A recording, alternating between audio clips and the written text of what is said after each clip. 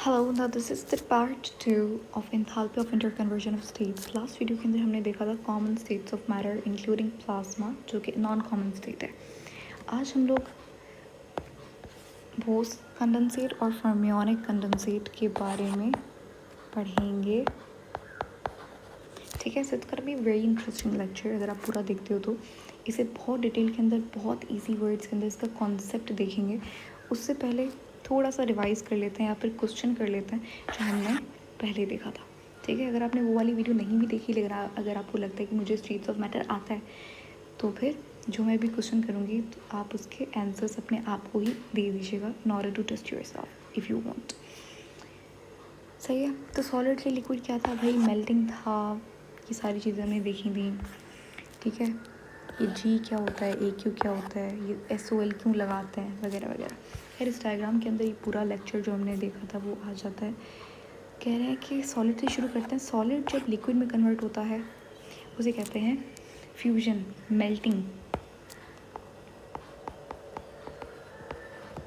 ठीक है, अब यही सॉलिड तुम अगर करोगे सॉलिड में कन्वर्ट तो क्या होगा? सॉलिडिफिकेशन या फिर फ्रीजिंग। ठीक है, एक ही बात है। उसके बाद लिक्विड को कन्वर्ट करेंगे गैस के अंदर होता है कंडेंसेट। गैस को कन्वर्ट करते हैं लिक्विड के अंदर तो क्या होता है? वेपोराइजेशन इवापोरेशन भी हो सकती है, बॉइलिंग भी हो सकती है। ठीक है, यही अगर गैस को कन्वर्ट करेंगे सॉलिड के अंदर तो क्या होगा? सब्लिमेशन या फिर डिपोजिशन। सोचिए, हमने कल पढ़ा था ये। यहाँ पे तो खैर यहाँ पे सब्लिमेशन लिखा हुआ है, लेकिन जब सॉलिड गैस के अंदर होता है तो होता है सब्लिमेशन। जब गैस सॉलिड के अंदर होता है तो क्या कहते हैं? डिपोजिशन यानी कि गैस के पार्टिकल दूर दूर होते हैं, इस तरीके से दूर दूर ये आपस में डिपॉजिट होते हैं, एक छोटी सी स्पेस में डिपॉजिट हो जाते हैं, इसीलिए डिपोजिशन। ठीक है, तो ये रहा गैस से सॉलिड डिपोजिशन, सॉलिड से गैस सब्लिमेशन, सॉलिड से गैस क्या? सब्लिमेशन, गैस से सॉलिड डिपोजिशन। ठीक है, प्लाज्मा हमने देखा था क्या होता है प्लाज्मा डिटेल के अंदर। आज हम लोग देखेंगे बड़ी interesting common noun common states of matter. ठीक है, कभी ना कभी आपने सुना होगा 9 या फिर 10 के अंदर के बोस आइंस्टीन कंडेंसेट क्या होता है। तो पहले बात करेंगे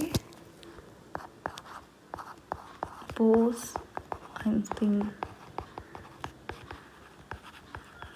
कंडेंसेट के बारे में। ठीक है, आइंस्टीन सबको पता है, साइंटिस्ट थे। अच्छा, बोस क्या है यहाँ पे?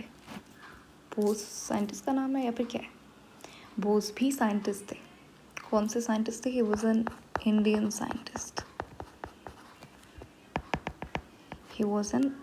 साइंटिस्ट। ठीक है, वेल देखो, अब तक हम क्या कर रहे थे? हीट दे रहे थे, स्टेट चेंज हो रही थी। सॉलिड को हीट दो लिक्विड को हीट दो गैस को बहुत ज़्यादा हीट दो तो प्लाज्मा बन जाता है। लेकिन बोस आइंस्टीन कंडेंसेट में क्या होगा? टेम्परेचर बढ़ाओगे नहीं, तुम टेम्परेचर कम करोगे, और इतना कम करोगे कि बस वहाँ पे पार्टिकल्स की मूवमेंट ही ख़त्म हो जाएगी। कि पार्टिकल्स जो ऐसी, हर पार्टिकल थोड़ी थोड़ी मूवमेंट करता है। ठीक है, सॉलिड के अंदर कम होती है, लिक्विड के अंदर थोड़ी ज़्यादा होती है, गैस के अंदर बहुत ज़्यादा होती है। ठीक है, मोशन होता है पार्टिकल के अंदर। लेकिन बोस आइंस्टीन कंडेंसेट के अंदर तुम इतना टेम्परेचर कम कर दोगे, इतना कम कर दोगे कि पार्टिकल्स के अंदर मोशन ही ख़त्म हो जाता है। नहीं समझ में आया? कोई बात नहीं, अभी तक शुरू ही नहीं किया, अभी तक just warm up. Bose Einstein condensate के अंदर क्या करोगे आप टेम्परेचर कम करोगे। लोएस्ट टेम्परेचर, क्या? Lowest temperature. प्लाज्मा के अंदर क्या था? Highest temperature. प्लाज्मा आपको मिलता है हॉटेस्ट प्लेसेस में, जैसे कि सन पे बहुत सारा प्लाज्मा आपको मिलेगा नेचुरली। जबकि बोस आइंस्टाइन कंडेंसेट आपको लोएस्ट टेम्परेचर पे मिलता है। कितना? देखो, प्लाज्मा तो 3000 डिग्री सेंटीग्रेड, उससे ज़्यादा करोगे तो आपको प्लाज्मा देखने को मिलता है। बोस आइंस्टाइन कंडेंसेट के अंदर लोएस्ट टेम्परेचर करोगे, बहुत कम, कितना कम, ऑलमोस्ट -273.15 करते हो आप टेम्परेचर। इतना टेम्परेचर, एब्सोल्यूट ज़ीरो का टेम्परेचर। आपने टेम्परेचर को इतना कम कर दिया कि आप उसके अंदर मोशन ही नहीं हो रहा। सही है। अब शुरू करते हैं कि होता क्या है, बनता क्यों है और कैसे है और किसने बनाया और क्या ज़रूरत थी, मतलब क्यों ही बैठे बैठे ऐसे किसी ने चलो आज 5वीं स्टेट को डिस्कवर करते हैं, आ जाओ, ऐसा तो बिल्कुल भी नहीं था। ठीक है। अब देखो होता क्या, अगर आप हॉटेस्ट प्लेस देखो तो वहाँ पे जो मैटर होगा वो प्लाज्मा है, लेकिन अगर आप कोल्डेस्ट प्लेस देखो तो वहाँ पे जो मैटर होगा वो बोस आइंस्टाइन कंडेंसेट है। ठीक है। अब बोस आइंस्टाइन कंडेंसेट आपको कैसे बनता है। देखो बोस जो थे, सर बोस जो साइंटिस्ट थे, इनका काम कोई पब्लिश नहीं कर रहा था क्योंकि he was not that renowned scientist. तो ये चले गए थे आइंस्टाइन के पास और इन्होंने अपना काम दिखाया कि ये मैंने रिसर्च की है और मुझे पता लगा है कि 5वीं स्टेट ऑफ मैटर भी एग्जिस्ट करती है। तो आइंस्टाइन ने क्या किया, अपना नाम भी अटैच कर दिया, रिसर्च को अप्रूव किया और फिर जाके पब्लिश करवाया। तो खैर इनका काम जो है वो बहुत सालों बाद, इनकी डेथ के बाद जाके अप्रूव हुआ, पब्लिश हुआ, फिर इन्हें रिकॉग्नाइज़ किया गया। लेकिन जब तक ये ज़िंदा थे तब तक किसी ने माना ही नहीं कि ये ऐसा भी कोई स्टेट ऑफ मैटर होता है। ठीक है। इन्होंने कहा क्या था, इन्होंने बड़ी ज़बरदस्त बात की थी कि इन्होंने कहा कि जो बोस आइंस्टाइन कंडेंसेट है ना, वो आपको मिलता है किससे, वो आपको मिलता है एक स्पेशल एटम से। स्पेशल ऐसा नहीं कि आप आपने कॉपी ली और उसको आपने एब्सोल्यूट टेम्परेचर दे दिया और फिर आपको कंडेंसेट मिल गया, बोस कंडेंसेट नहीं। इसके अंदर आप करोगे, एक स्पेशल मैटर लोगे। ठीक है। सर बोस ने इस मैटर को नाम दिया बोसॉन मैटर। ठीक है। बोसॉन मैटर या फिर बोसॉन एटम। बोसॉन एटम से क्या होता है, बोसॉन एटम से बनता है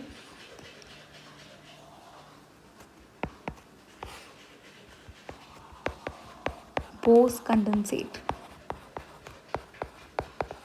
ठीक है। बोस कंडेंसेट कब बनेगा, ऐसे ही नहीं बनेगा, आपको कंडीशंस देनी पड़ेंगी। लो डेंसिटी का सिंपल अल्फाज में मतलब होता है कि पार्टिकल्स कम होते हैं।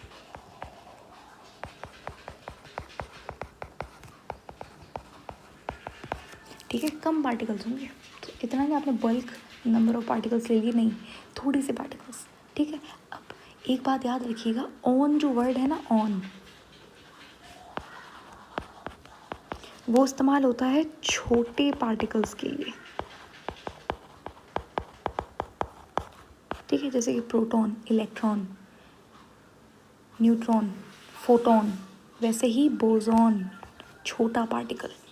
सही है। बोसॉन खुद के अंदर एक पूरा एटमिक पार्टिकल होता है।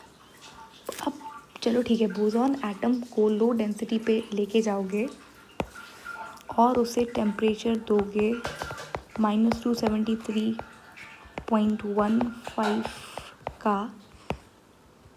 दो कंडीशन ली मैंने, क्या, पहला पार्टिकल नंबर कम होगा, लो डेंसिटी, टेम्परेचर क्या होगा, बहुत कम होगा, बहुत कम टेम्परेचर। ठीक है। दो कंडीशन मैंने ली, लो डेंसिटी और टेम्परेचर मैंने कर दिया बहुत कम। तो बोसॉन एटम से क्या हो जाएगा, बोस कंडेंसेट बन जाएगा। ये तो बात हो गई कि कंडीशंस क्या होंगी। चाहिए मुझे क्या, मुझे चाहिए बोसॉन एटम। चलो ये समझ में आ गया। लेकिन अब बोसॉन एटम होता क्या है, ऐसे ही कोई एटम होता है क्या, हर एटम बोसॉन होता है, नहीं। बोसॉन एक स्पेशल टाइप ऑफ एटम है। बोसॉन होता क्या है, व्हाट इज बोसॉन।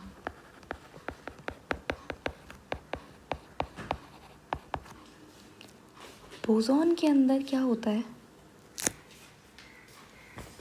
कि जो एटम होता है उसके अंदर आपको इलेक्ट्रॉन मिलता है, प्रोटॉन मिलता है, न्यूट्रॉन मिलता है। बोसॉन के अंदर जो इलेक्ट्रॉन है, जो प्रोटॉन है और जो न्यूट्रॉन है, उसका जो सम है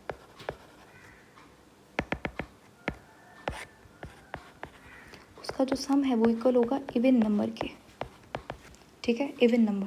फॉर एग्जाम्पल क्या लोगे आप, हीलियम ले लो। हीलियम का इलेक्ट्रॉन नंबर कितना होता है, 2 प्रोटॉन होते हैं, उसके बाद 2 इलेक्ट्रॉन होते हैं और 2 ही न्यूट्रॉन होते हैं। क्या होगा, 6 क्या है, इवन नंबर है। तो हीलियम क्या होगा, बोसॉन एटम। हीलियम को तुम लो टेम्परेचर दोगे, लो डेंसिटी दोगे तो क्या होगा, कंडेंसेट, बोस कंडेंसेट के अंदर कन्वर्ट हो गया।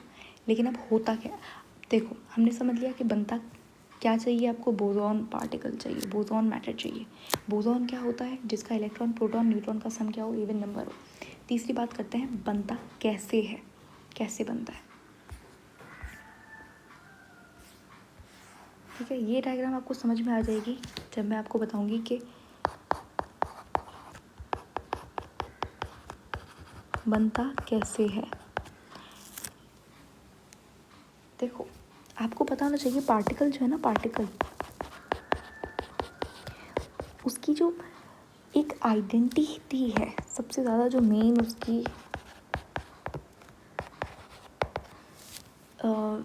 उसकी आइडेंटिफिकेशन है वो ये है कि पार्टिकल के पास मोमेंटम होता है। पार्टिकल के पास क्या होता है, मोमेंटम होता है। पार्टिकल के पास वेलोसिटी होती है, ठीक है, पार्टिकल के पास वेलोसिटी होती है, कुछ ना कुछ वेलोसिटी होगी। इलेक्ट्रॉन की खुद की वेलोसिटी होती है, यहाँ पे पार्टिकल होल की बात कर रही हूँ मैं, ठीक है। और उसके पास मास तो होता ही होता है, चाहे जितना हो, चाहे इतना आपको नज़र भी नहीं आ रहा, लेकिन उसके पास मास होता है, ठीक है। इलेक्ट्रॉन के पास अगर भाई मास है तो एक पूरे एटम के पास तो होगा ही ना मास, है ना। तो पार्टिकल की आइडेंटिटी क्या होती है कि भाई उसके पास मोमेंटम होता है, मास इनटू वेलोसिटी, सही है। अब बोस आइंस्टीन कंडेंसेट बनाने के लिए आपको चाहिए बोसॉन एटम,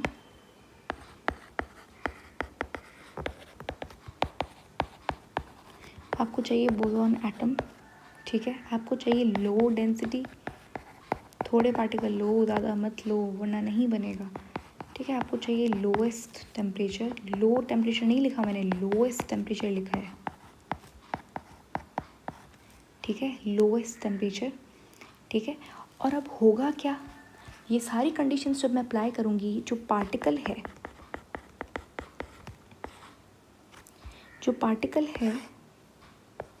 इनके ऊपर मैंने सारी कंडीशंस अप्लाई करनी।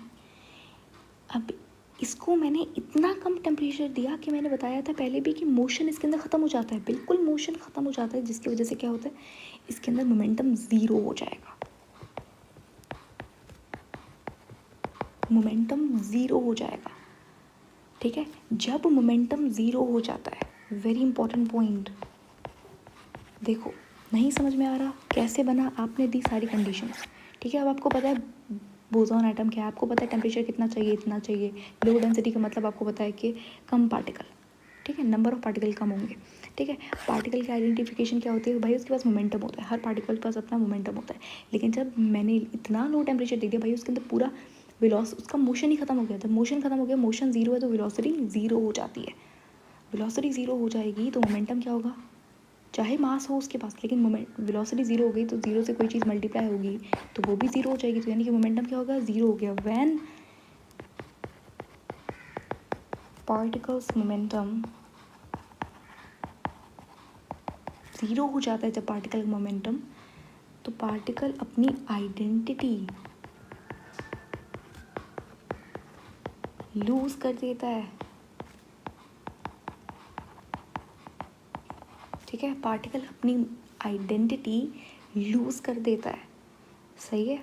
और अब चलो पार्टिकल ने अपनी आइडेंटिटी तो लूज़ कर दी, लेकिन अब हमारे पास जो मैटर बना है, बोस आइंस्टाइन कंडेंसेट बन गया हमारा, ठीक है। अब इसके अंदर जब पार्टिकल ही नहीं है तो क्या होगा भाई, ये कन्वर्ट हो गया किसके अंदर, वेव के अंदर, ठीक है। वेव के अंदर पार्टिकल, वेव के अंदर मोमेंटम क्या होता है, ज़ीरो ही होता है। वेव की आइडेंटिफिकेशन ये है कि वेव के पास मोमेंटम नहीं होता, पार्टिकल के पास मोमेंटम होता है, ठीक है। छोटी बातें हैं लेकिन दे matter for clearing all the basic concepts. ठीक है, अब होता क्या है कि पार्टिकल्स जो है ना, पार्टिकल्स थे, अब उनकी आइडेंटिटी लूज़ हो गई, इनके अंदर मोशन ही नहीं है, वेलोसिटी ज़ीरो हो गई, मोमेंटम ज़ीरो हो गया, ये लोग होंगे अब वेव बन गई। वेव बन गई। वेव क्या है, वेव का प्रॉपर्टी होता है वो इंटरफेयर करता है। जब इंटरफेयर करेगा तो ये आपस में कनेक्ट हो जाएंगे और इस तरीके से वेव बन जाएगी। 4 पार्टिकल थे, चारों यहाँ पे आ गए, एक वेव बन गई। सही है। तो देखो पार्टिकल है, एक सरफेस है, उसके ऊपर मैं पार्टिकल लेती हूँ और यहाँ पे मैंने गिरा दिया। क्या पार्टिकल इस सरफेस के साथ मर्ज हो जाएगा, इंटरफेयर हो जाएगा, स्कैटर हो जाएगा यहाँ पे पार्टिकल आधा आधा? नहीं, पार्टिकल पूरा होल ही रहेगा। जबकि अगर मैं यहाँ पे टॉर्च लूँ और यहाँ पे मैं वेव यहाँ पे करूँ तो वेव क्या हो जाएगी, स्कैटर हो जाएगी। ठीक है, वेव स्कैटर हो जाएगी। यहाँ पे मैं एक दूसरी टॉर्च लूँ और यहाँ से भी लाइट लाऊँ तो क्या ये लाइट अलग होगी? नहीं, ये लाइट इसके अंदर मर्ज हो जाएगी, इंटरफेयर हो जाएगी, इंटरफेरेंस होगी। जबकि अगर मैं यहाँ पे दूसरा पार्टिकल लाऊँ तो ये तो पार्टिकल तो अलग अलग होंगे। ऐसा तो नहीं होगा एक पार्टिकल दूसरे पार्टिकल के अंदर मर्ज हो गया, एक पत्थर दूसरे पत्थर के अंदर मर्ज हो गया। नहीं, वेव के प्रॉपर्टी इंटरफेरेंस। तो होता क्या है कि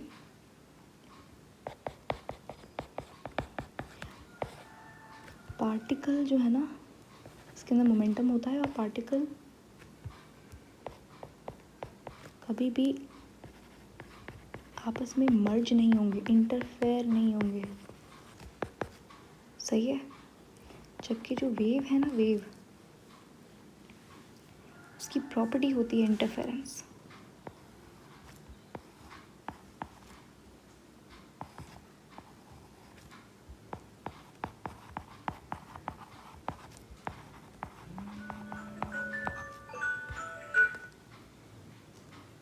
ठीक है, तो ये कॉन्सेप्ट आपको क्लियर होना चाहिए। अच्छा उसके बाद, अच्छा अब क्या बना आपके पास, वेव बन गई। जो कंडेंसेट बना उसके अंदर क्या है आपके पास, वेव फॉर्म के अंदर आपके पार्टिकल है ही नहीं, उसके अंदर पार्टिकल कन्वर्ट हो गया वेव के अंदर। क्यों? क्योंकि मोमेंटम ज़ीरो हो गया। मोमेंटम ज़ीरो हो गया तो यानी कि वेव बनती है। मोमेंटम ज़ीरो होता है जब वेव होती है। ठीक है, तो देखो अब अगर मेरे पास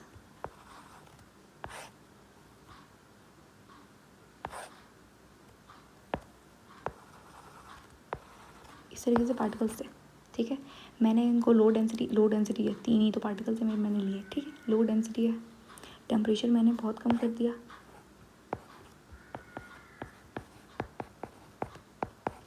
ठीक है, डेंसिटी मैंने लो रखी।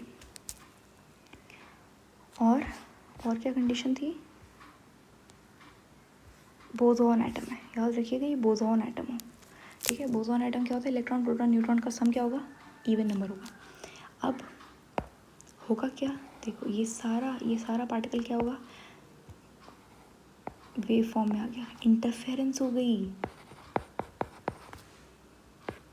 इसी को हम कहेंगे बोस आइंस्टीन कंडेंसेट। ठीक है, ये था पार्टिकल।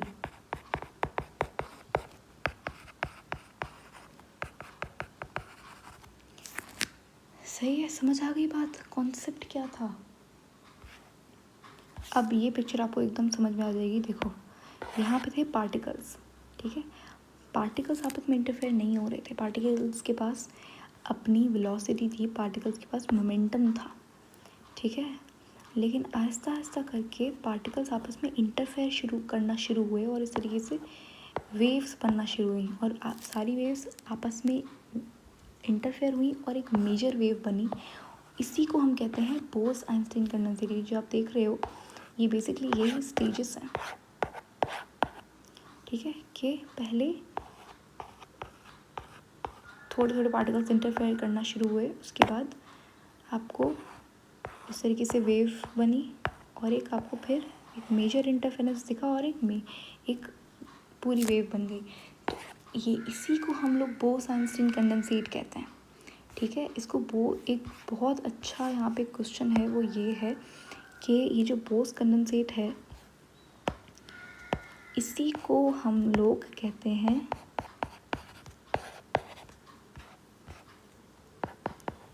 Super atom.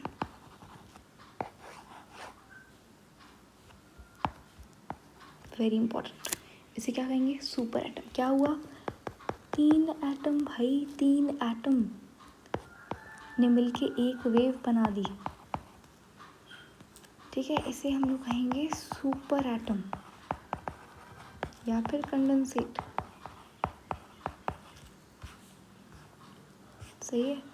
अब आपको समझ में आ गई कि यहाँ पे इतने थोड़े से पार्टिकल्स क्यों हैं? क्योंकि सारे के सारे पार्टिकल्स क्या हुए? ज्वाइन हो गए, ज्वाइन होके एक वेव बना ली, इसीलिए यहाँ पे कंडेंसेट, पोस्ट कंडेंसेट बोलेंगे इसे। ये क्या है इसे अभी बाद में समझेंगे। ठीक है, तो ये था बोस-आइंस्टीन कंडेंसेट। अब हम लोग देखेंगे